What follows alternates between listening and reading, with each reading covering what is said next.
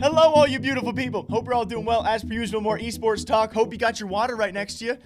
Or your coffee right next to you. I'm going to add some spice for all of you guys. A nice morning story out there. I think one that's going to be a continued talking point here on this channel of the future of the Overwatch League. We now have NRG co-CEO, that being Andy Miller, and a great watch time podcast. I will link it down below. I love listening to this guy and his background. It's incredible to see when it comes time for CEOs and NRG, the backstories of these two figures, that being Andy, that being Hex, is pretty incredible. It makes me think back, though, during this podcast, as he talked about the Overwatch League investment and how 2020 hindsight, knowing what he knows now, he says he would not do it. Now, this makes me think directly back to many months back. If you guys remember, we talked about, it was actually Hector Rodriguez, also tied as a co-CEO at NRG, who had donated to Courage on his YouTube stream, and then Courage and Nadeshot had made some jokes about the Overwatch League investment, which now reigns true. I'll play you guys that clip, and then, of course, Andy Miller stating himself, knowing what he knows now, compared to Call of Duty League and Overwatch League,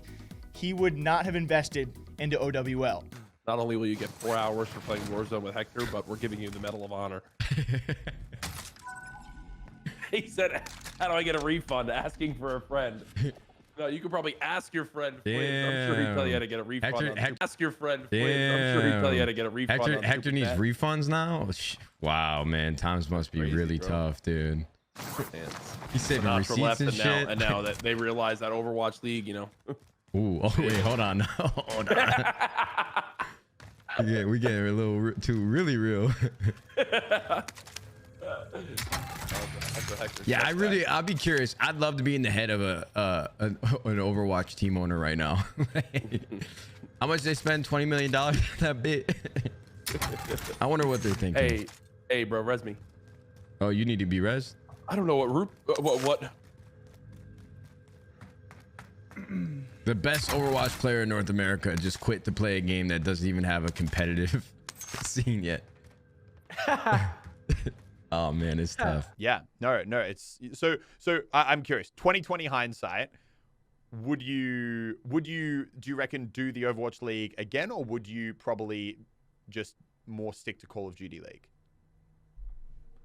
If it was now, when I didn't have, and I have, NRG, which is in the last year become amazing, and we have Huntsman, I would probably not do it.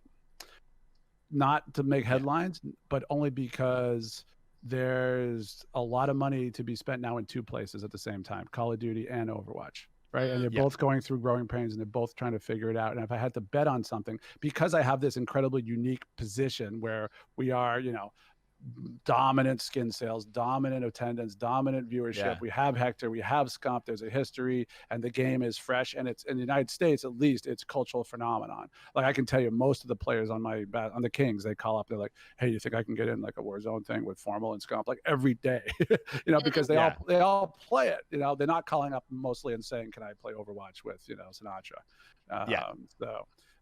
And we've seen with the game, we're waiting. It's a bet right now. It's a bet to figure out the right model, figure out how to survive in this pandemic without events, because actually the events for Overwatch sold really well and they were fun. If you saw the few that they did, there was a good time, right? People liked it. We sold 4,000 tickets for 2 events pretty quickly. And so there's a business there. There's a fan base there. Was it worth 20 million right away? I don't know. I think that was probably a bit piggish. Same with Call of Duty, which was more. But I don't like betting and waiting. No. If you're asking me, right? I'm going to bet that this game comes back to where it was. I don't know. That's a weird bet. Yeah, I think and I really like the way he paints his picture, right away, saying not trying to make headlines. I'm sorry, Andy.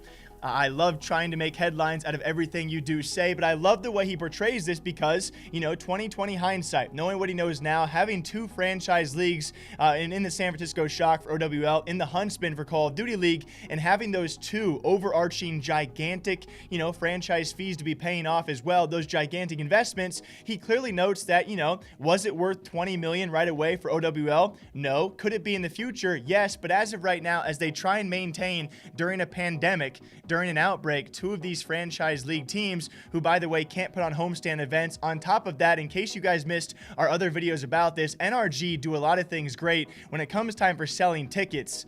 they kill the game. When it comes time for the Shock, apparently doing very well according to Miller. And alongside that, we know the Huntsmen had sold out a lot of tickets. I think it was, thousands and thousands of tickets, more so than for OWL as well. The missed opportunity of income between the OWL team, San Francisco Shock, and the Call of Duty League team, the Huntsmen, has easily been millions for this organization. So yes, I do understand if all of a sudden Andy comes out and says, yeah, looking at it now, us being in a pandemic, I really do wish we had invested in one instead of two, because it's an ongoing expense and we do not know the future of these games. I would say an easy talking point from this is we've actually heard people like FaZe Banks talk about this. When it comes time for franchise leagues in the first place, is it a need, right? Investing such a hefty amount of money up front for a game which could die in 3, 5, 10 years from now, where compared to traditional sports out there like the NFL, MLB, and football, whatever it might be, they do last